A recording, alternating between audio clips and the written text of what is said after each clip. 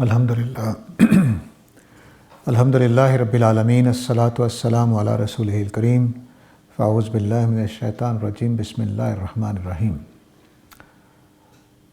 سورہ البقرہ کی آیت 111 ہے وَقَالُوا لَن يَدْخُلَ الْجَنَّةَ إِلَّا مَنْ كَانَ هُودًا أَوْ نَصَارَىٰ تِلْكَ أَمَانِيُّهُمْ قُلْ هَاتُوا بُرْهَانَكُمْ إِن كُنتُمْ صَادِقِينَ۔ پچھلے یہ بات یاد ہوگی کہ ہم نے یہ بات قرآن مجید میں بتائی تھی کہ یہ جو کچھ حرکتیں کر رہے ہیں تو اس کی وجہ یہ ہے کہ وَدَّ کثیر من اہل الکتاب لو یردونکم من بعد ایمانکم کفارا، یہ آیت نمبر 109 میں بات ہوئی تھی کہ یہ تمہیں دوبارہ کافر بنانا چاہتے ہیں اہل کتاب جو ہیں۔ اب اللہ تعالیٰ نے ان جملوں کو یہاں ذکر کیا ہے، ان باتوں کا جو مسلمانوں کے دلوں میں شکوک و شبہات پیدا کر کے ایمان سے پھیرنے والے جملے تھے یا باتیں تھیں۔ اس میں پہلا جملہ یہ ہے کہ یہ کہتے ہیں کہ جنت میں نہیں جائے گا مگر وہی جو یہودی ہو یا نصرانی ہو۔ یہ کوئی مل کر نہیں کہہ رہے تھے، اللہ تعالیٰ نے جملہ اس طرح سے بیان کر دیا ہے۔ یہودی کہتے تھے کہ یہودی ہو کے تو جنت میں جاؤ گے، عیسائی کہتے تھے کہ نصارہ کہتے تھے کہ نصرانی ہو جاؤ گے تو جنت میں جاؤ گے، الگ الگ طور پہ وہ کہتے تھے۔ تو یہ اب ایک جملہ ہے جو ایک عام آدمی کے لیے پریشانی کا باعث بن سکتا، کیونکہ ایک امت شروع سے کھڑی ہے، اس کو صدیاں بیت چکی ہیں، اور عرب بھی ان کو مانتے تھے کہ ہاں یہ اہل کتاب ہیں، ان کے پاس اللہ تعالیٰ کی ہدایت موجود ہے۔ تو جب وہ یہ جملہ بولتے تھے کہ بھئی جنت میں تو بس ہم میں سے کوئی جائے گا، تو جو عام سادہ لوگ مسلمان ہو سکتے تھے ان کے دلوں میں شکوک و شبہات پیدا ہو سکتے تھے۔ تو یہ کہتے ہیں کہ بھئی ہم جنت میں تو بس یہی دو جائیں گے، اپنی اپنی قوم کے بارے میں وہ کہتے تھے۔ اس پہ اللہ تعالیٰ نے جواب دیا کہ تِلْکَ أَمَانِیُّ، یہ ان کی تمنائیں ہیں، داستانیں ہیں، کہانیاں ہیں جو انہوں نے گھڑ لی ہیں، باتیں ہیں جو انہوں نے تراش لی ہیں، اس سے زیادہ اس کی کوئی اہمیت نہیں ہے۔ یہ جملہ بہت سخت بھی ہے اور بہت حکمت پر مبنی بھی ہے، اور کچھ حقیقتیں بھی کھولتا ہے کہ دین جو ہے وہ میری آپ کی تمناؤں کا نام نہیں ہے، اس بات کا نام نہیں ہے کہ مجھے یہ بات اچھی لگ رہی ہے، آپ کہیں مجھے یہ اچھی لگ رہی ہے۔ نہ دین اس بات کا نام ہے کہ کون سی بات لاجک پہ پوری اتر رہی ہے اور کون سی بات لاجک پہ پوری نہیں اتر رہی۔ دین اس بات کا نام ہے جو اللہ اور اللہ کے رسول نے بتا دی ہے۔ اللہ کے رسول کا نام بھی ہم اپنے عقیدے کی وجہ سے کہتے ہیں، دراصل پیچھے وہاں بھی اللہ ہی ہوتے ہیں کہ جو بات اللہ تعالیٰ کہہ دیں کہ ٹھیک ہے وہ ٹھیک ہے، جو بات اللہ تعالیٰ کہہ دیں نہیں ماننی وہ نہیں ماننی، اس کا نام دین ہے۔ اب اللہ تعالیٰ نے تو یہ کہیں نہیں کہا کہ یہودی اور نصرانی جنت میں جائیں گے، کہیں نہیں کہا، تو اس لیے فرمایا کہ تِلْکَ أَمَانِیُّ، یہ ان کی تمنائیں ہیں، خواہشیں ہیں۔ ہم مسلمانوں نے بھی اپنی تمنائیں بہت زبردست قسم کی بنا رکھی ہیں۔ ہم کہتے ہیں کچھ بھی ہیں تیرے رسول کی امت میں سے تو ہیں، تو جو کچھ ہوگا بس تب بھی ہم جنت میں چلے جائیں گے، اور جس نے من قال لا الہ الا اللہ دخل الجنہ، جس نے کلمہ پڑھ لیا جنت میں چلا جائے گا، یہ اسی طرح کے بیانات ہیں۔ تو فرمایا کہ نہیں، یہ بس ان کی تمنائیں ہیں، اس سے زیادہ کچھ نہیں۔ اور تمناؤں کا جواب مزید محکم کرنے کے لیے فرمایا کل، ان سے کہہ دو ہاتوا برہانکم ان کنتم صادقین، اگر تم سچے ہو تو کوئی برہان لے کر آؤ، کوئی ثبوت لے کر آؤ۔ برہان بہت واضح دلیل کو کہتے ہیں جو دوسرے کو خاموش کرا دے۔ تو کوئی ایسی بات لے آؤ، تورات کا کوئی جملہ لے آؤ، کوئی انجیل کا کوئی جملہ لے آؤ جس سے پتہ چلے کہ اللہ تعالیٰ نے یہ اصول بنایا ہے کہ جو ملت یہودیت میں داخل ہو جائے گا وہ جنت میں چلا جائے گا، یا جو ملت نصارہ میں داخل ہو جائے گا وہ جنت میں چلا جائے گا، یا جو ملت اسلامیہ میں داخل ہو جائے گا وہ جنت میں چلا جائے گا۔ یعنی نام کے مسلمان ہو گئے، نام کے یہودی ہو گئے، نام کے، ایسا کہیں اللہ نے کہا ہے؟ تو اگر کہا ہے تو دلیل لے کر آؤ۔ اب آگے مزید جواب دیا کہ جنت میں کون جائے گا۔ اللہ تعالیٰ نے فرمایا کہ غیر یہودی، غیر نصرانی جنت میں ضرور جائیں گے۔ بلا کا مطلب یہ ہے، بلا کیوں نہیں جائیں گے جنت میں؟ من اسلم وجہہ للہ، جس نے اپنے آپ کو اللہ کے سپرد کر دیا، وہو محسن، اور وہ نیک بھی ہوا، فلہ اجرہ عند ربہ، تو اس کا اجر تیرے رب کے پاس محفوظ ہے، ولا خوف علیہم ولا ہم یحزنون، ان کے اوپر نہ کوئی خوف ہوگا نہ کوئی پچھتاوا ہوگا۔ اس آیت کو سورہ البقرہ کی 62 نمبر آیت کے ساتھ موازنے میں دیکھنا چاہیے۔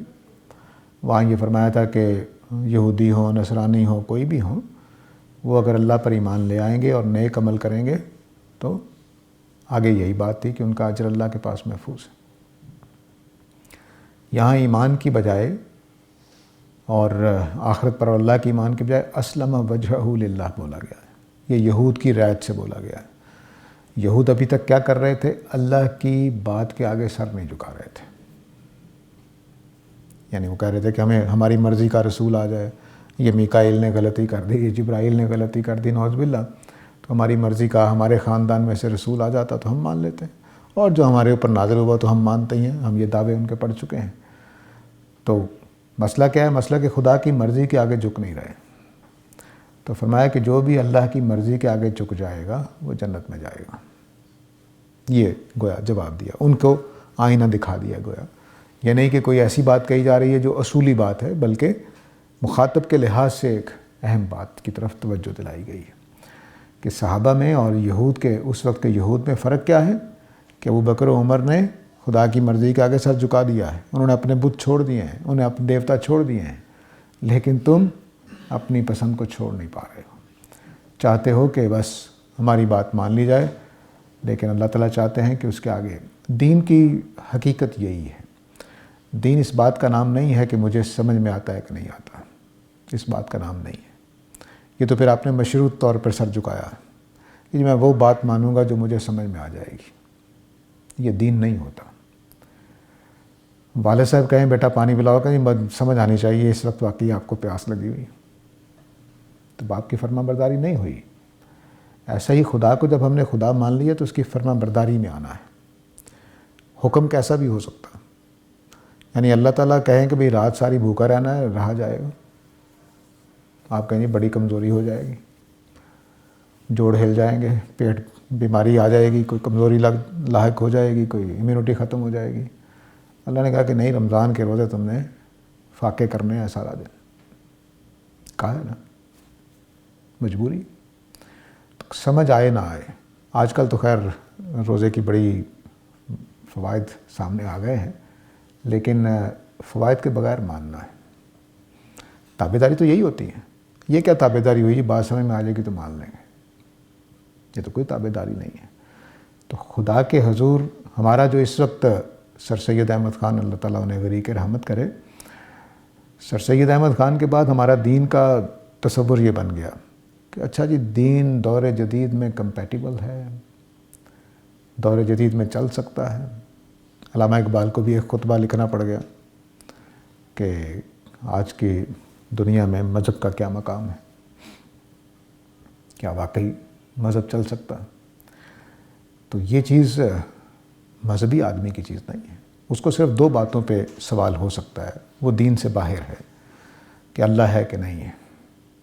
یہ جب مان جائے گا تو پھر اگلی بات، یہ عقلی بات ہو سکتی ہے، اگرچہ ہمارے خیال میں وہ بھی فطری بات ہے، لیکن ہم اس کے اوپر گفتگو ہو سکتی ہے کہ اللہ ہے یا نہیں ہے۔ لیکن جب اللہ کو مان لیا ہے تو اب ساری بحثیں ختم ہو جاتی ہیں۔ اب صرف اتنا ثبوت ہوگا کہ یہ اللہ کی بات ہے کہ نہیں ہے، اس کا ثبوت ہونا چاہیے۔ اگر اللہ کی بات ثابت ہو گئی ہے تو سمجھ آئے نہ آئے ایمان کا تقاضا ہے کہ اس کو مانا جائے۔ میری بات کا مطلب یہ ہے کہ اللہ تعالیٰ نے کبھی ایسا حکم نہیں دیا جو نعوذ باللہ کوئی احمقانہ ہو، لیکن مذہبیت یا دینداری اس بات کا نام نہیں ہے کہ ہم اللہ کی بس وہ بات مانیں گے جو سمجھ میں آ جائے۔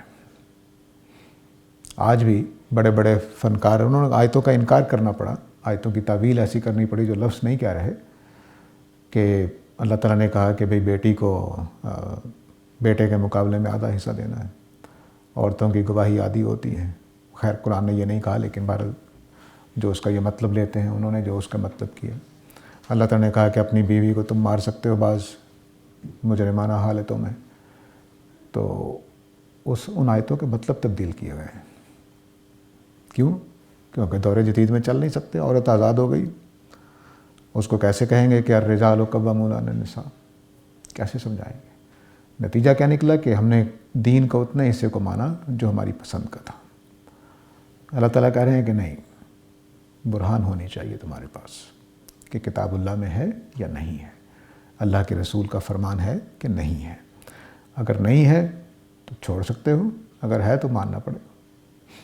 یہ ہے وہ دین کا تصور جو واضح ہوتا ہے۔ ہم خدا پر بحث کر سکتے ہیں کہ ہے یا نہیں ہے، اور یہ اس پر بحث کر سکتے ہیں کہ یہ کلام اللہ کا ہے کہ نہیں ہے۔ جب یہ دونوں باتیں ثابت ہو جائیں گی تو بس۔ اب یہ بات البتہ الگ ہے کہ ہم نے اس کو بھی عقل سے سمجھنا ہے۔ ایسا نہیں کہ اس کے وہ معنی لے لیے جائیں جو نہ لفظ کہہ رہے ہیں نہ کوئی عقل کہہ رہی ہے۔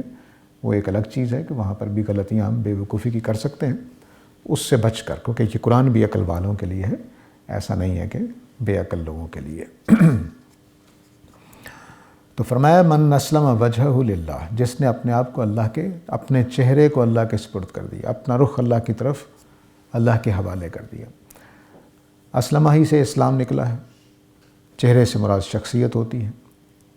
اپنا سب کچھ خدا کے سپرد کر دیا، خدا کے آگے جھکا دیا، اور وہ نیک بھی ہوا۔ محسن جو ہے یہ قرآن مجید کی کافی بڑی اصطلاح ہے۔ احسان اپنی بنیاد میں اچھے کام کرنے کو کہتے ہیں۔ احسان اپنی بنیاد میں اچھے کام کرنے کو کہتے ہیں، اسی سے محسن بنا ہوا ہے۔ احسنہ سے اس میں فاعل ہے، اس کے اندر نیکی کرنے کا مفہوم ہوتا ہے، اچھے کام کرنے کا مفہوم ہوتا ہے، اچھے طریقے سے کام کرنے کا مفہوم ہوتا ہے، اچھا سلوک کرنے کا اس کے اندر معنی ہوتے ہیں۔ تو یہاں یہ اپنے بنیادی معنی میں نیکی کرنے والا، نیک آدمی، وہ جس نے اللہ کے حوالے کر دیا اپنے آپ کو، اور وہ نیک بھی ہوا، اس نے اپنے اس معاملے میں خلوص کے ساتھ معاملہ کیا۔ ایک اسلم وجہ للہ ہوتا ہے مجبوری میں۔ کوئی بھی ریاست جب بنی مدینہ میں اور پھر پورے عرب میں پھیل گئی تو کئی لوگوں نے اسلم وجہ للہ کر دیا حکومت کے ڈر سے۔ وہ مطلوب نہیں ہے، اس سے آخرت میں کچھ نہیں ملے گا۔ تو یوں سمجھ لیجئے کہ اس کا ایک متبادل اگر بولا جائے کہ وہ مخلص بھی ہوا، مخلصانہ طریقے سے سچائی کے ساتھ اللہ کے حوالے کیا اپنے آپ کو، تو اس کا اجر اللہ کے پاس ہے۔ یعنی پکا سچا دل کے ساتھ اس نے ایسا معاملہ کیا۔ اگر وہ محسن جو ہے وہ ظالم لنفسہ ہی کا الٹ بھی ہے، اگر اپنی جانوں پر ظلم ڈھاتے ہوئے کیا تو پھر معاملہ خراب ہو جائے گا۔ تو فرمایا کہ تم یہ کہتے ہیں کہ یا یہودی جنت میں جائیں گے یا نصرانی جنت میں جائیں گے، تو ان کے یہ خواہشیں ہیں، تمنائیں ہیں، حقیقت میں کچھ نہیں ہے۔ اگر حقیقت ہے تو کوئی ثبوت لے کر آؤ۔ یاد رکھو کہ ہر وہ آدمی جنت میں جائے گا جس نے اپنا معاملہ اللہ کے سپرد کر دیا، اور وہ خلوص دل کے ساتھ، پوری نیکی کے ساتھ اس نے ایسا کیا، تو اس کا اجر اس کے رب کے پاس محفوظ ہے۔ اس کے اوپر کوئی خوف نہیں ہوگا اور کوئی حزن نہیں ہوگا۔ یہ جنت کا بیان ہے، اس کے اوپر کوئی خوف نہیں ہوگا، کوئی حزن نہیں ہوگا۔ جنت کی تعبیر اللہ تعالیٰ نے قرآن مجید میں اسی طرح سے کی ہے۔ دنیا کی زندگی میں دو ہی چیزیں ہیں، ماضی کے پچھتاوے ہیں، کاش میں یہ کر لیتا، کاش میں وہ کر لیتا، کاش ایسا نہ ہوا ہوتا، کاش وہ نہ ہوا ہوتا، یہ حزن ہوتا ہے۔ اور خوف یہ ہوتا ہے کہ پیسے چھن جائیں گے، زندگی چلی جائے گی، موت آ جائے گی، کوئی دشمن نہ آ جائے، کچھ نہ ہو جائے۔ یہ دونوں چیزیں وہاں ختم ہو جائیں گی۔ ماضی کے پچھتاوے ختم ہو جائیں گے، اور مستقبل کے جتنے خوف ہیں کہ موت آ جائے گی یا سب کچھ چھن جائے گا۔ اب ہماری صورتحال بڑھاپے میں پاؤں رکھ رہے ہیں تو ایسے لگتا ہے کل چلے جائیں گے، پرسوں چلے جائیں گے۔ 10 سال پہلے خیال بھی نہیں آتا تھا، لیکن اب ایسا ہوتا ہے کہ بس جانے کا وقت ہے، کوئی معاملہ سمیٹ لیجئے۔ تو اس کی وجہ کیا ہے کہ موت کا ایک ڈر لگا ہوا ہے ہر وقت، پتہ ہے مر جانا ہے سب نے۔ تو فرمایا کہ ولا خوف علیہم، کوئی ڈر نہیں ہوگا، نہ نعمتیں جو جنت میں ملیں گی ان کے چھننے کا ڈر ہوگا، اور نہ جو زندگی ملی ہوگی اس کے جانے کا ڈر ہوگا،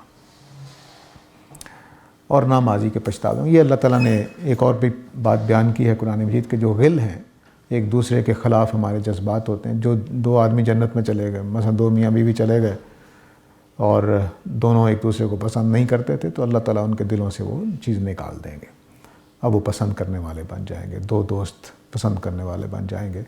اور میں یہ ایک میرے دوست ہیں، وہ بریلوی ہیں بڑے پکے، ان سے کہا کرتا ہوں کہ بریلویوں اور دیوبندیوں کی جو آپس کی دشمنی ہے وہ بھی اگر جنت میں چلے گئے تو ختم ہو جائے گی۔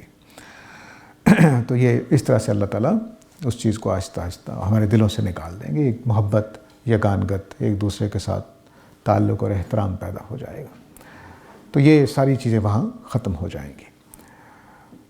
تو یہ اب ان کا گمراہ کرنے والے جملوں میں ایک مؤثر ترین جملہ تھا کہ بھئی جنت میں تو صرف یا یہودی جائیں گے یا نصرانی جائیں گے. اس کو اللہ تعالیٰ نے بالکل واضح کر دیا ایک پہلو سے. اب دوسرا جواب دیا اللہ تعالیٰ نے، یہ بھی ان کے بات کے رد میں ہے. ان کی جو کہانی ہے، پہلے اس کو بتایا کہ یہ کہانی ہے، کوئی دلیل نہیں ہے، اور پھر اصول بتا دیا کہ کامیابی کا اصول تو اللہ کے آگے جھک جانا ہے.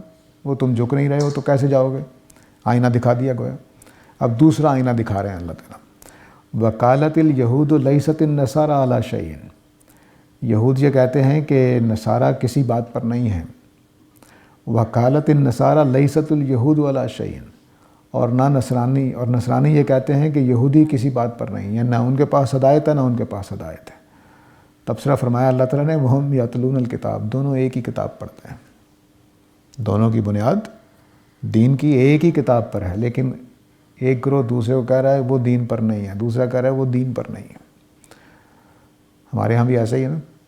دیوبندی بریلویوں اور اہل حدیث کو کافر کہتے ہیں، اور یہ دونوں بریلویوں کو کافر کہتے ہیں. شیعہ سنیوں کو کافر کہتے ہیں، کافر سنی شیعہ کو کافر کہتے ہیں. یہ جو کہانی ہے، اور سب کے سب ایک ہی دین پر، ایک ہی کتاب، ایک ہی سنت. تو اب یہ اللہ تعالیٰ یہ نہیں بتا رہے کہ یہ کوئی آپس میں بھی لڑتے رہتے ہیں. بتانے کا مقصد یہ ہے کہ ان کی باتوں کی حقیقت جان لو کہ ایک ہی کتاب پر دونوں کا مدار ہے، اور ایک دوسرے کو کافر کہہ رہے ہیں. تو جو تمہیں کافر کہہ رہے ہیں تمہیں جنت میں نہیں جاؤ گے، اس کا مطلب بھی ایسا ہی ہے، کوئی حقیقت نہیں ہے. یہ وہ جواب ہے، بہت اچھا جواب ہے کہ یہ آپس میں ایک دوسرے کو کہتے رہتے ہیں کہ وہ جنت میں، وہ ان کے پاس کوئی ہدایت نہیں ہے، وہ کہہ رہے ہیں ان کے پاس کوئی ہدایت نہیں ہے. تو فرمایا کہ حالانکہ کتاب ایک ہی پڑھتے ہیں. تو اگر تورات پڑھ کر تورات کے اوپر بنیاد رکھنے والے دونوں دوزخ میں چلے جائیں گے، تو تمہارے بارے میں ان کے بیان کی بھی حقیقت یہی ہے. تو وہم یتلون الکتاب حیرت کا جملہ ہے، اور ان کی بات کی تضاد فکر واضح کرنے کے لیے کہ یہ ایک ہی کتاب کو پڑھتے ہیں اور یہ ایک دوسرے کے بارے میں یہ باتیں کر رہے ہیں. تو ان کی کوئی بنیاد نہیں ہے، یہ بس فتوے ہیں. فتوے ہم بھی دیتے ہیں بڑے بڑے شاندار قسم کے.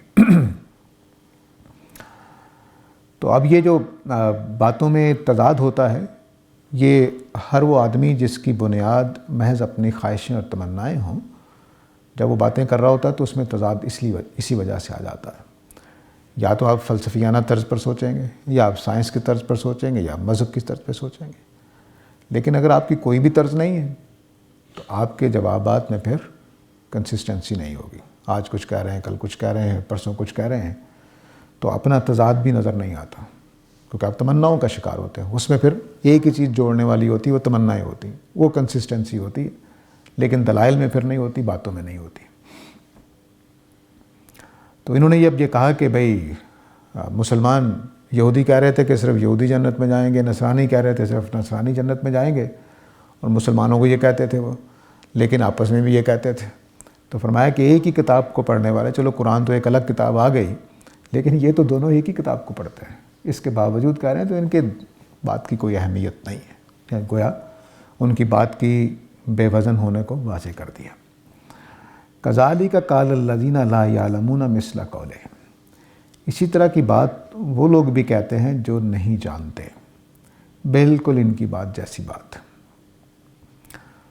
یہ قال الذین لا یعلمون، یہاں کتاب کا لفظ حذف ہے، جو کتاب کو نہیں جانتے، یعنی اہل کتاب نہیں ہیں.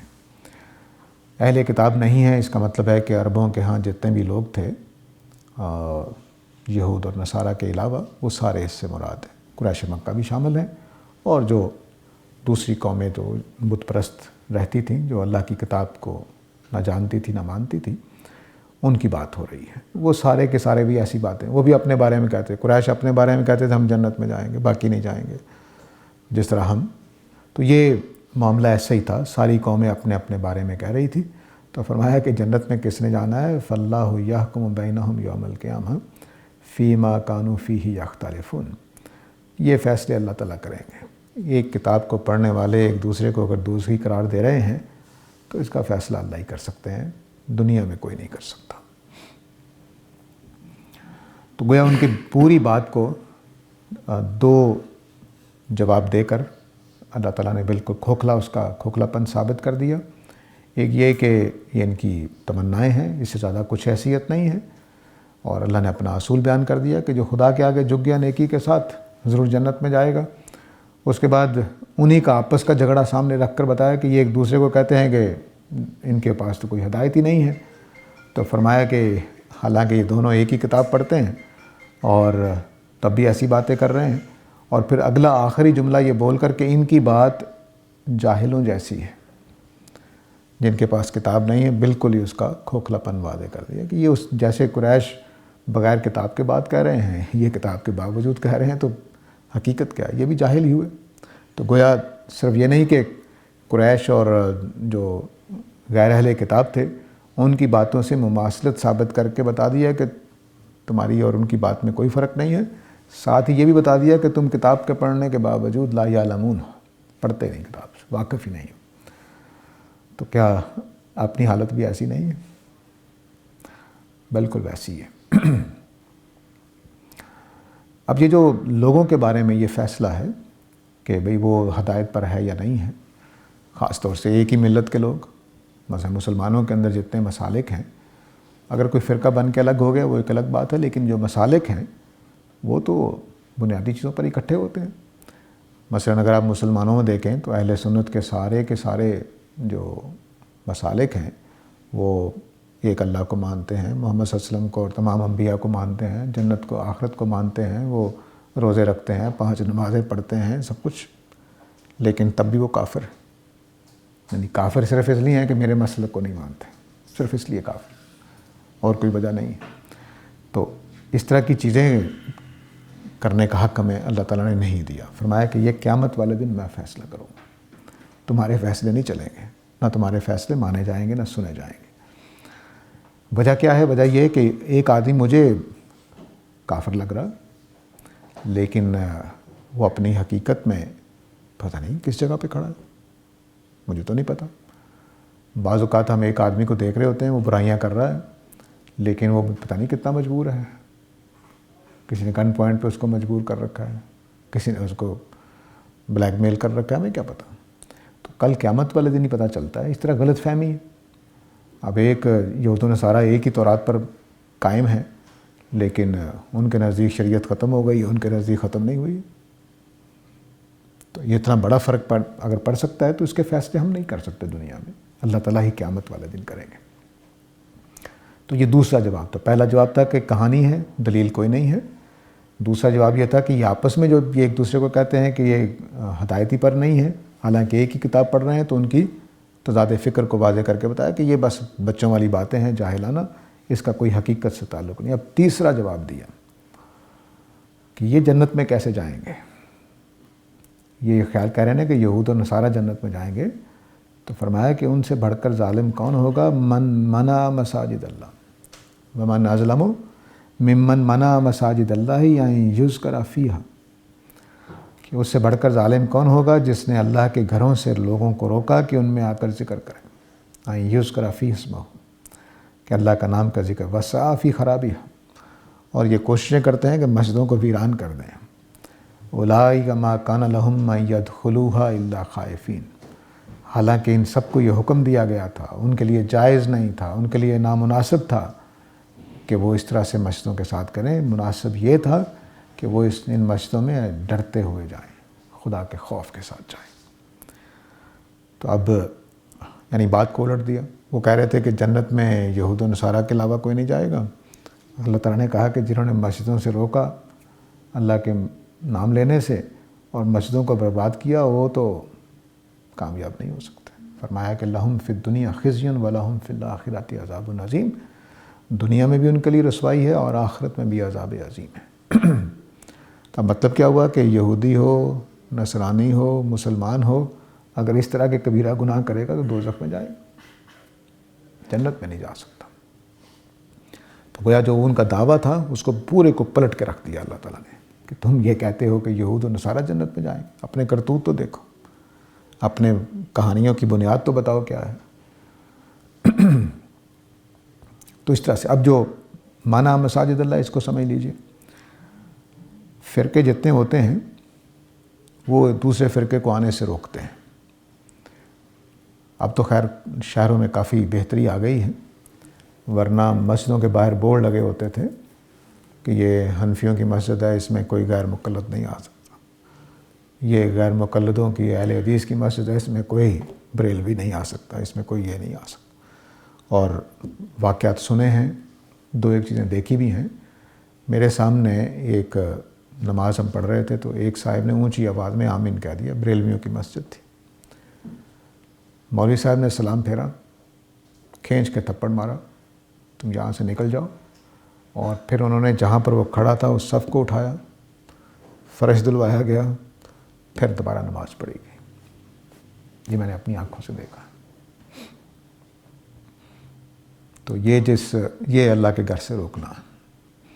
اب یہ ہماری مسجد اللہ کا گھر نہیں ہے، ہمارے گھر ہیں جس میں ہم نے اجازت دی ہوتی ہے کہ نماز پڑھ لیں آ کے۔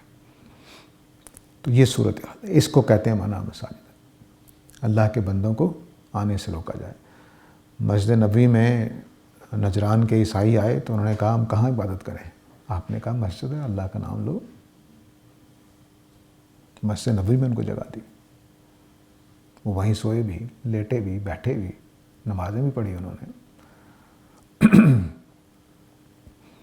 تو اللہ کے گھر سے نہیں روکا جا سکتا، سوائے اس کے کہ اللہ خود فیصلہ کر دے، جیسا سورہ توبہ میں اللہ تعالیٰ نے مشرکین مکہ کے بارے میں فیصلہ کیا، وہ ایک الگ فیصلہ ہے، اس کی جب پہنچیں گے تو انشاءاللہ وضاحت کریں گے۔ لیکن مجھے آپ کو کوئی حق حاصل نہیں ہے کہ میں کہوں یہ مشرک ہے جو میری مسجد میں نہیں آ سکتا، یہ فلاں ہے، یہ فلاں ہے۔ ایک ہندو بھی اگر توحید کے ساتھ خدا کی عبادت کرنا چاہتا ہے تو اس کو جگہ دینی چاہیے، خدا کی عبادت کرنے آئے گا بس، وہ کسی مورتی کی ہم اجازت نہیں دیں گے، بس جو ہمارا عقیدہ ہے اس کے مطابق۔ وصاف ہی خرابی ہم، دوسری بات یہ ہے کہ ان کو ویران کرنے کی کوشش کرتے ہیں۔ یہ بھی ایک بڑی دلچسپ بات ہے، مسجدوں کو باقاعدہ روکا جاتا ہے کہ تم نے اس کی مسجد میں نہیں جانا، وہ گمراہ ہے، فلانا ہے، فلانا ہے، فلانا ہے، باقاعدہ روکا جاتا ہے۔ لیکن یہاں پہ اللہ تعالیٰ کچھ دوسرا اشارہ کرنا چاہتے ہیں۔ یہ تو اصولی بات ہے جو میں نے عرض کر دی کہ روکنے سے مطلب کیا ہے اور خراب کرنے سے مطلب کیا ہے۔ یہود و نصارہ کے ہاں یہ لمبی چوڑی بحثیں ہیں، اور صرف یہود و نصارہ کے آپس میں نہیں، یہودیوں کی یہودیوں کے لیے، نصارہ کی نصارہ کے لیے، جیسے اس وقت مسلمانوں کی دیوبندیوں بریلویوں کے آپس میں رہی، تو یہ ایک دوسرے کو روکتے تھے مسجد میں آنے سے، اور مسجدیں گراتے بھی تھے۔ ابرہہ عیسائی تھا اور خانہ کعبہ گرانے آ گیا تھا، تو اس کی طرف اشارہ ہے۔ آگے میں اس لیے اشارہ کر رہا ہوں کہ آگے خانہ کعبہ کے قبلہ ہونے کی طرف مضمون بڑھ جائے گا، تو اس لیے میں یہاں اشارہ کرنا چاہ رہا ہوں کہ ابرہہ کو یاد رکھیے گا۔ یہاں پر ابرہہ عیسائی تھا اور وہ خانہ کعبہ کو گرانے آیا تھا۔ تو ومن اظلم ممن منع مساجد اللہ ان یذکر فیہا اسمہ وسعی فی خرابہا، اس سے بڑھ کر ظالم کون ہوگا جو مسجدوں میں آنے سے لوگوں کو روکے کہ اس کا نام لیا جائے اللہ کا، اور مسجدوں کو برباد کرنے کی کوشش کرتے ہیں۔ حالانکہ ان کو حکم یہ تھا، ان کے لیے جائز یہ تھا، ان کے لیے روا یہ تھا کہ وہ ان مسجدوں میں ڈرتے ہوئے داخل ہوں، سر اٹھا کر نہیں، سرکشی کے لیے نہیں، دوسروں کو روکنے کے لیے نہیں۔ مسجدیں اللہ کا گھر ہیں، ہر آنے والا خدا کا مہمان ہوتا، تو آدمی کتنا ہی بدبخت ہوگا کہ جو خدا کے مہمان کو دھکے دے، خدا کے مہمان کو روک دے۔ تو فرمایا کہ ایسا کرنے والے جنت میں نہیں جائیں گے۔ لہم فی الدنیا خزی، دنیا میں بھی ان کے لیے رسوائی ہے اور آخرت میں عذاب عظیم ہے۔ تو یہ کہہ رہے ہیں، مسجدوں سے روکنے والے کہہ رہے ہیں کہ یہود و نصارہ کے علاوہ جنت میں کوئی نہیں جائے گا۔ یہ کوئی جواب یہ ہو گیا۔ ابھی جواب جاری ہے، کیونکہ یہ بہت بڑا دعویٰ تھا کہ تم مسلمان جنت میں نہیں جاؤ گے، یہودی ہو جاؤ تو جنت میں چلے جاؤ گے، دوسرے کہتے تھے نصارہ ہو جاؤ تو جنت میں جاؤ گے۔ اس کا پوری تسلی سے اللہ نے جواب دیا ہے۔ پہلا یہ کہ کہانی ہے، یہ قصہ ہے، اس کا حقیقت سے کوئی تعلق نہیں ہے۔ میرا اصول یہ نہیں ہے کہ جنت میں کون جائے گا، کوئی کسی فرقے سے تعلق رکھنے والا جائے گا، نہیں، جو خدا کی تابعداری میں آ جائے گا وہ جائے گا۔ دوسرا جواب دیا کہ یہ آپس میں کیا کرتے ہیں، ایک ہی کتاب پڑھتے ہوئے کہتے ہیں کہ تم دین پر نہیں ہو، دوسرا کہتا ہے تم دین پر نہیں ہو۔ تو مطلب کیا ہوا، ان کے دعوے ایسے ہی ہیں، بیہودہ سی باتیں ہیں۔ تیسرا کہا کہ یہ اپنے بارے میں کہتے ہیں ہم جنت میں جائیں گے، تو ان کی صورتحال ذرا دیکھو، اللہ کے گھر سے روکنے والے، اللہ کی مسجدوں کو برباد کرنے والے، حالانکہ ان کو ڈرتے ہوئے خدا کے گھر میں جانا چاہیے تھا۔ ان کے لیے دنیا اور آخرت دونوں میں عذاب ہے۔ تیسری بات، وَلِلَّهِ الْمَشْرِقُ وَالْمَغْرِبُ، اب یہ تمہید بھی ہے قبلہ تبدیل کرنے کی، لیکن مناسب موقع پر اس بات کو کیا جا رہا ہے۔ مشرق و مغرب اللہ ہی کے لیے ہیں۔ فَأَيْنَمَا تُوَلُّوا، تو تم جہاں بھی جاؤ گے، جہاں بھی رخ کرو گے، فَثَمَّ وَجْهُ اللّہ، تو وہیں پہ اللہ تعالیٰ کی ذات موجود ہوگی۔ ان اللہ واسع علیم، بلا شبہ اللہ تعالیٰ بہت وسیع ہے، بہت علم والا ہے۔ اب یہ ظاہر ہے کہ امور متشابہات میں سے ہے کہ اللہ تعالیٰ جہاں بھی ہم رخ کریں گے اللہ کا چہرہ وہیں ہوگا، لیکن جو لفظوں سے بات سمجھ میں آتی ہے وہ عرض کر دیتا ہوں۔ مشرق و مغرب اللہ کے ہیں۔ فرقوں کے اندر، خاص طور سے یہود و نصارہ کے اندر، یہ بحثیں رہتی تھیں کہ بیت المقدس کا مشرقی کنارہ قبلہ ہے کہ مغربی کنارہ۔ غالباً وجہ یہ ہوئی کہ حضرت مریم جس حصے میں رہیں بیت المقدس کے وہ مشرقی تھا۔ قرآن نے بیان بھی کیا سورہ مریم میں، اتخذت مکانا شرقیہ، قرآن میں الفاظ آئے ہیں۔ تو بیت المقدس میں جہاں آپ ٹھہری ہوئی تھیں وہ مشرقی سائڈ تھی۔ اس سے اب ان دونوں اہل کتاب کے گروہوں کے اندر بیت المقدس کا مشرق اور مغرب مسئلہ بن گیا ہوگا۔ اس سے یہ بحثیں شروع ہو گئیں کہ اب، اور یہ بھی ممکن ہے کہ وہ اپنے حصے میں داخل نہ ہونے دیتے ہوں، وہ اپنے حصے میں داخل نہ ہونے دیتے ہوں، یا ان کے جو معبد بنتے ہوں گے وہ اس رخ پہ بنتے ہوں گے، ان کے جو بنتے ہوں گے اس رخ پہ بنتے ہوں گے۔ یہ بحثیں تھیں، ان بحثوں کی وجہ سے ہی لڑائی ہوتی ہے۔ ہمارے جو دیوبندی بریلویوں میں بحثیں کس وجہ سے ہیں؟ وہ نور مانتے ہیں، وہ نور نہیں مانتے ہیں، اس وجہ سے نہیں آنے دیتے ہیں۔ وہ ان کو مشرک سمجھتے ہیں، وہ ان کو موحد غیر مقلد سمجھتے ہیں، وہ گستاخ سمجھتے ہیں، اس لیے نہیں آنے دیتے۔ یہی بحثیں ہیں۔ تو وہاں قبلے کی، مسجدوں کے معبد کے ساتھ جو بحثیں ہوتی ہیں، تو اس کا جواب اللہ تعالیٰ نے دیا کہ یہ جس وجہ سے تم گھروں کے لیے لڑ رہے ہوتے ہو، تم میرے گھر میں نہیں آؤ گے، میں تمہارے گھر میں نہیں جاؤں گا، اس طرف منہ کرتے ہو تم، ہم اس طرف منہ کرتے ہیں، یہ بحثیں کیوں؟ مشرق بھی میرا، مغرب بھی میرا، یعنی ساری جگہ ہی، پوری زمین کو دو حصوں میں بانٹا جائے گا، ایک مشرق ہو جائے گا، مغرب ہو جائے گا۔ پوری دنیا اللہ کی ہے، اس رخ پہ چلے جاؤ، اس رخ پہ چلے جاؤ، ادھر چلے جاؤ، ادھر چلے جاؤ، کیا ہے؟ اللہ ہی اللہ ہے۔ تو اللہ کو اگر عبادت کرنی ہے تو اللہ تعالیٰ کے لیے تو کوئی جگہ مخصوص نہیں ہے، کوئی سمت مخصوص نہیں ہے۔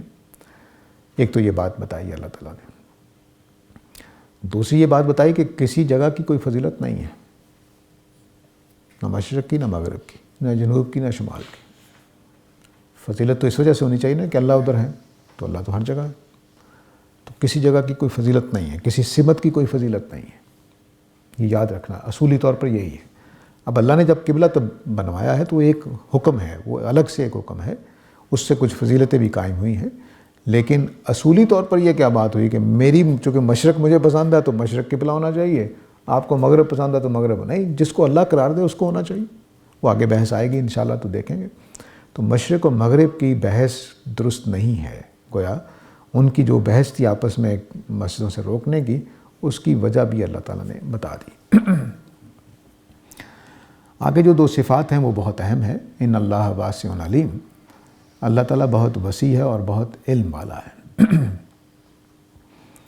وسیع کے معنی خدا کی ذات کی طرف بھی اشارہ ہو سکتا ہے کہ اللہ تعالیٰ ہر جگہ موجود ہے، وہ کوئی محدود تھوڑے ہی ہے کہ یہاں بیٹھے ہوئے ہیں تو باقی طرف نہیں ہے۔ ایک یہ مطلب ہو سکتا ہے کہ اس کی ذات ہر جگہ موجود ہے۔ دوسرے کا مطلب یہ ہے کہ اللہ تعالیٰ فرض کر لیجئے کسی جگہ موجود بھی ہیں، محدود بھی ہیں، سمجھانے کے لیے کہہ رہا ہوں، تو کوئی فرق نہیں پڑتا۔ اللہ تعالیٰ اتنی گنجائش دیتے ہیں کہ اگر کسی نے غلط طرف منہ کر لیا ہے تو نماز ہو جائے گی۔ اللہ تعالیٰ یہ گنجائش دیتے ہیں، ہمیں بھی دی ہے۔ سفر میں ہمیں قبلہ اگر متعین نہیں کر سکتے تو نماز پڑھنے کی اجازت دے دی بغیر قبلے کے، تو کیونکہ اللہ تعالیٰ واسع ہیں، گنجائش رکھتے ہیں، ہماری کمزوریوں سے ناجائز فائدہ نہیں اٹھاتے، ناجائز قسم کی سختیاں نہیں کرتے اللہ تعالیٰ۔ تو یہ اس معنی ہے۔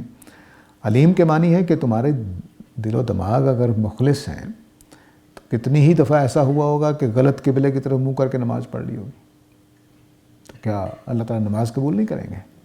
کر لیں گے۔ تو اس پر بحثیں کیوں کرتے ہو؟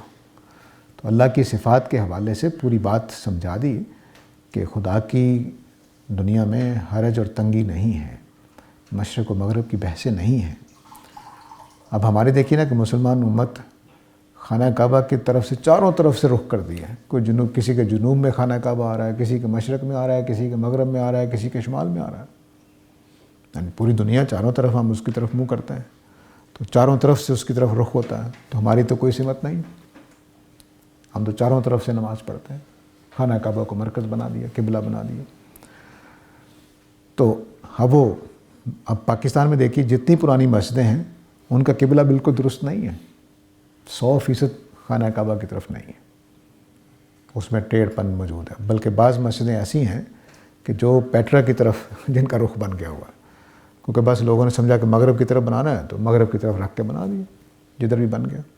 تو بعض مسجدیں پاکستان میں بھی ایسی ہیں کہ جن کا رخ صحیح نہیں ہے. محمد بن قاسم کے زمانے کی ایک مسجد ہے، اس کے بارے میں کہتے ہیں کہ اس کا قبلہ بالکل ٹھیک رخ پہ ہے، لیکن بعد میں بادشاہ مسجد دیکھ لیں، اس طرح کی مسجدیں جتنی ہیں ان میں تھوڑا تھوڑا فرق ہے. خاص طور سے اب جب ہمارے پاس وہ بالکل آ گئے پیمانے ماپنے کے اچھے، تو اب تو کافی فرق نظر آتا ہے. جس مسجد میں پچھلے کئی سالوں سے خطبہ دے رہا ہوں اس کا قبلہ بھی غلط نکلا. اب وہ صفیں ٹیڑھی کر کے بچھائی ہوئی، انہوں نے دیکھی ہوئی ہے میرا خیال. تو وہ بس یہ اب جتنی نمازیں ہم نے پڑھی 7 8 10 سال، وہ انشاءاللہ اللہ کے یہاں قبول ہو گئی، کیونکہ ہم کو جان بوجھ کے قبلہ خراب نہیں کر رہے تھے. تو یہ واسع علیم کا مطلب یہ ہے کہ خدا کے ہاں بعض چیزوں کی گنجائش ہوتی ہے. چھوٹی چھوٹی باتوں پہ اس طرح سے جھگڑنا نہیں چاہیے. جو شریعت اللہ نے بنا دی سو بنا دی، جو اس میں رخصتیں رکھ دیں وہ رخصتیں رکھ دیں اس میں. اب یہاں پر ایک جملہ ان کا جو تھا اس کو اللہ تعالیٰ نے لیا، اس کا پورا جواب دیا ہے. وہ جملہ گمراہ کن جملہ یہ تھا کہ یہ کہتے ہیں کہ جنت میں یہود و نصارہ کے علاوہ کوئی نہیں جائے گا.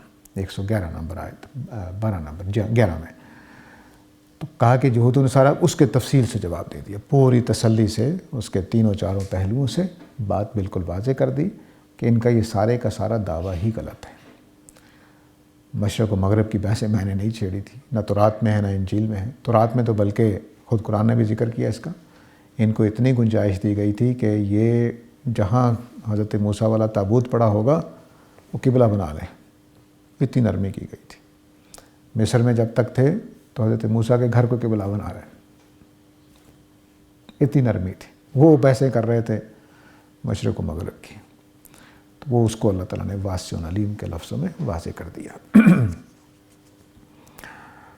تو یہ اب ایک جو گمراہ کن جملہ تھا، یہ ہمارے ہاں بھی بہت بولا جاتا ہے. ہمارے ہاں ایک ٹھیک یہ جملہ تو نہیں ہے، لیکن یہ مان علیہ و صحابی والا، معافی چاہتا ہوں کہ بس 70 فرقے ہیں، 70 میں سے سارے کے سارے دوزخ میں جائے گے، صرف ایک فرقہ ناجی ہوگا، اور ہر فرقہ اپنے بارے میں یہی کہتا ہے. بس یہ ایک فرقہ ناجی ہے، باقی سارے. نبی صلی اللہ علیہ وسلم نے فرقے کا لفظ بولا تھا، مسلک کا لفظ نہیں بولا تھا. یہ واضح رہنا چاہیے. نبی کریم صلی اللہ علیہ وسلم نے فرمایا تھا کہ جس پر میں ہوں اور میرے صحابہ ہیں، جو اس پر ہوگا وہ جنت میں جائے گا، وہ کامیاب ناجی فرقہ ہے. تو اہل سنت کتاب و سنت پر قائم ہے، مان علیہ و اصحابی پر قائم ہے. البتہ کچھ بعد میں آہستہ آہستہ فقہی مسائل، کچھ عقیدے کے مسائل پیدا ہوتے چلے گئے، اور وہ سب کے ہاں ہیں. ایسا کوئی ایسا مسلک نہیں ہے اہل سنت میں سے بھی کہ جس کو ہم کہہ سکیں کہ وہ 100% قرآن و سنت پر ہے. نہیں، کوئی بھی نہیں. میں اپنے سمیت کہہ رہا ہوں، پتہ نہیں کتنی غلطیاں کر رہے ہوں. کوشش ہماری یہی ہوتی سب کی کہ قرآن و سنت پر رہیں، لیکن پتہ نہیں کہاں غلطی لگی ہو، کہاں غلط سمجھے ہوں، کہاں بات ہی اور ہو، کہاں ثبوت ہی نہ ہو لیکن ہم اس کو مان کر بیٹھے ہوئے ہوں. تو یہ سب کچھ ساتھ ہی چلتا ہے، کیونکہ اللہ واسع علیم ہے. اللہ تعالیٰ دل کے حالات جانتے ہیں کہ ڈنڈی مار کے غلط بات کر رہا ہے یا غلط فہمی واقعی ہو گئی، اس کو سمجھ نہیں آ رہی، اس کے پاس علم ہی نہیں ہے. اگلا جو گمراہ کن جملہ تھا وہ یہ تھا کہ وَقَالُوا اتَّخَذَ اللَّهُ وَلَدًا سُبْحَانَهُ بَل لَّهُ مَا فِي السَّمَاوَاتِ وَالْأَرْضِ كُلٌّ لَّهُ قَانِتُونَ. یہ کہتے ہیں کہ اللہ نے اولاد بھی بنا رکھی ہے. یہ پرانے قدیم زمانے میں بہت ہی مؤثر جملہ ہے، بہت ہی مؤثر، خاص طور سے قبائلی نظام میں. یہ پوری کی پوری توحید کی ساری بساط کو سمیٹ کے رکھ سکتا ہے. بھئی اللہ کا بیٹا ہے، تم اس کو مان نہیں رہے ہو. بہت مؤثر جملہ ہے، قدیم زمانے میں رکھ کر دیکھیے. آج بھی عربوں کو اللہ تعالیٰ نے کہا ملت ابیکم ابراہیم، سارے لٹو ہو گئے. اتنا اثر ہوتا ہے باپ دادا کا. تو یہی اثر جب یہ کہتے تھے کہ یہ اللہ کا بیٹا ہے. ہم ہندوؤں کو دیکھیے، وہ کہتے ہیں اللہ کی روح آتی ہے اس میں. کتنی مؤثر بات ہوتی ہے. تو یہ مؤثر بات تھی جس کو پھر اللہ نے ایڈریس کیا ہے ان جملوں کے تحت جو مسلمانوں کو بھٹکانے کے لیے بولتے تھے. بھئی تم کہتے ہو کہ توحید ہے، اللہ کے علاوہ کوئی خدا نہیں ہے، ہم تو کہہ رہے ہیں تمہیں کہ اللہ نے ایک بیٹا بنایا تھا. خاص طور سے نصارہ کا ہم تو کہا کہ یہ کہتے ہیں کہ اللہ نے ایک بیٹا بنایا ہے. آگے اس کا فوراً جواب دیا سبحانہ، اللہ بیٹوں کا محتاج نہیں ہے، وہ کمزوریوں سے پاک ہے. بیٹے کن کے ہوتے ہیں؟ اللہ تعالیٰ نے جملے میں سبحانہ کہا ہے، لیکن اگر حقیقت پہ دیکھیے بیٹے کن کے ہوتے ہیں؟ جن کو بیویوں کی، جن کو شوہروں کی ضرورت ہوتی ہے، جو ازدواجی تعلق قائم کرتے ہیں، جن کے ہاں یہ محتاجی پائی جاتی ہے، جن کے ہاں بڑھاپے کا ڈر ہوتا ہے، جن کے ہاں ساتھ دینے کا ساتھی چاہیے ہوتا ہے، جن کا دل نہیں لگتا ہے، جن کو انگلی پکڑ کر بڑھاپے میں سہارے کی ضرورت ہوتی ہے، بچوں کی ان کو ضرورت ہوتی ہے. فرمایا سبحانہ ہو، اس کی یہ کمزوریاں نہیں ہیں تو بیٹے کی کیا ضرورت ہے؟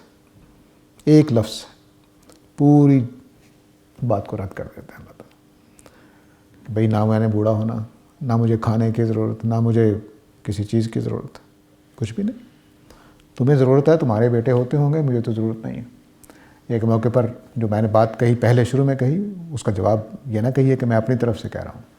اللہ تعالیٰ نے کہا ایک جگہ پہ واضح لفظوں میں کہ بھئی میری بیوی نہیں ہے تو اولاد کہاں سے ہوگی؟ بیوی نہیں میری. تو یہ انسانی کمزوری ہے نا، میاں بیوی کی ضرورت. اس کو اللہ تعالیٰ نے یہاں ایک لفظ میں بیان کر دیا، ساری حقیقت کو، کہ اللہ تعالیٰ پاک ہے اس بات سے کہ اس کے اولاد ہو. اس کو کوئی محتاجی نہیں ہے، اس کو کوئی جذبہ اس طرح کا نہیں ہے کہ جس کی تسکین کے لیے سب کچھ کرنا پڑے، کچھ بھی نہیں. سبحانہ ہو، وہ پاک ہے اس سے. آگے دیکھیں کہ آپ دوسری بات کیا کہی، بل لہو ما فی السماوات والارض. بیٹے کی کیا ضرورت ہے؟ زمین و آسمان میں جو کچھ ہے سب کچھ اسی کا ہے. بھئی دولت کی ضرورت ہوگی، پیسوں کی ضرورت ہوگی، بچوں کے کما کر لائیں گے، یہ کریں گے، یہ جتھا بن جائے گا. پرانے عربوں کو دیکھیے نا، 12 بچے نظریں مانتے تھے کہ میرے 10 بچے ہوئے تو ایک اللہ کی نظر چڑھا دوں گا. نبی کریم صلی اللہ علیہ وسلم کے چچا تایوں کی بات ایسے ہی ہے نا. تو فرمایا کہ اللہ کو بچوں کی کیا ضرورت ہے؟ سارے کے سارے زمین و آسمان اور جو کچھ ان میں ہے وہ اسی کا ہے. اور چلو یہ ہو سکتا ہے کہ اللہ تعالیٰ نعوذ باللہ کمزور پڑ جائیں تو کوئی زمین کبھی قابو سے نکل گئی، کبھی آسمان قابو سے نکل گیا. فرمایا کل لہو قانتون، وہ سارے کے سارے اس کے فرما بردار بھی ہیں. کوئی پہلو چھوڑا ہے بیٹا کا انکار کرنے کے لیے؟ تمام پہلو واضح کر دیے کہ وہ پاک ہے، اس کی کوئی محتاجی نہیں ہے. ہمیں اولاد کی ضرورت ہوتی ہے محتاجی کی وجہ سے، اللہ کو کوئی محتاجی نہیں. وہ میں نے تفصیل کر دی. دوسرا فرمایا کہ اس کو کوئی کمی ہے تو زمین و آسمان سارے کے سارے اس کے ہیں. اور پھر فرمایا کہ ایسا نہیں کہ اس کی طاقت کے لیے اس کو کوئی بچے چاہیے تاکہ مل کر سنبھالیں. کل لہو قانتون، سارے کے سارے اس کے فرما بردار ہیں. کوئی چیز زمین و آسمان میں ایسی نہیں ہے کہ جو اس کی تابع داری سے باہر نکلتی ہو. یہاں پر روک لیتے ہیں، ابھی یہ جواب چل رہا ہے، وقت ہو گیا ہے. تو یہ جواب کا بھی سمجھیے کہ آغاز تمہید ہے. آگے مزید اللہ تعالیٰ اس کا جواب دیں گے. وآخر دعوانا الحمدللہ رب العالمین.